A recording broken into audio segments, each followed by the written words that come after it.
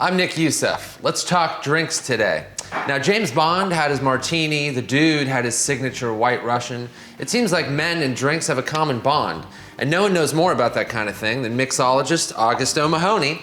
He's here today to show us how to make 3 signature cocktails. Now, this drink here looks pretty cool. What do you call this? It's called a Negroni. Please tell me about it. It comes from a Count Negroni, actually. An actual guy? Yeah, early 20th century. He traveled a lot, drank a lot, came back to Italy, and invented one of the best cocktails known to mankind. 3 equal parts, gin, Campari, and sweet vermouth. Let's get started. Show me how to make a Negroni. Absolutely. So we're going to start with 1 ounce of sweet vermouth. Also kind of sweet. This is Campari. We're going to use 1 ounce of this. Bartenders love Negroni. There's not a bartender I know who doesn't love this drink. The final component is 1 ounce of London dry gin. Perfectly square ice cubes. Now, is this a mixologist thing? It kind Look at of that is. thing. That is a perfect Look at that square. thing. That was laser cut by scientists. That thing is amazing. Strain this. Is the strainer necessary? I don't have one of those. Strainer's not necessary. You can actually build this cocktail right in the glass itself. So we're gonna finish this with an orange peel. We're gonna twist it right over the top to give it a nice aromatic.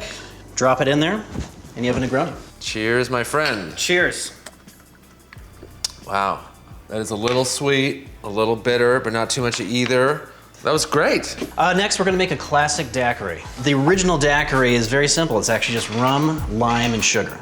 Really, there's no fruit, there's no anything. If you take all that away, this is Yeah. what is left over. So that's how that started? That's how it started, yeah. Wow, what went wrong, daiquiri? What happened? All right, let's get into it. How do we make a daiquiri? We're gonna start off with 1 ounce of lime juice here. Okay.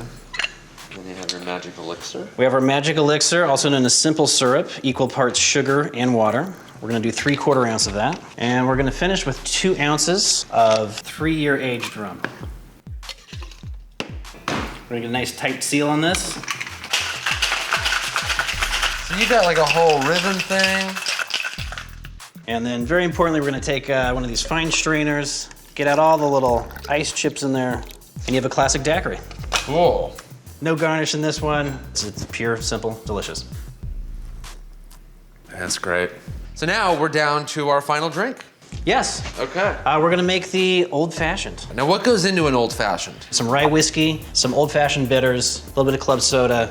This one we're gonna build right in the glass. We're gonna take 1 sugar cube. We're adding some bitters. Bitters is something that goes into a lot of drinks as well.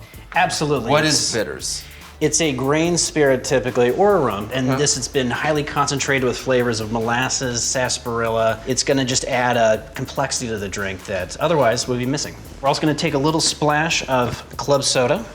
Basically, we're gonna take a muddler and just break this down. This is like science class when you do the volcano thing. Except for adults. Yeah. Swirl it around a little bit. You actually want a little bit of coating on the inside of the rim of the glass.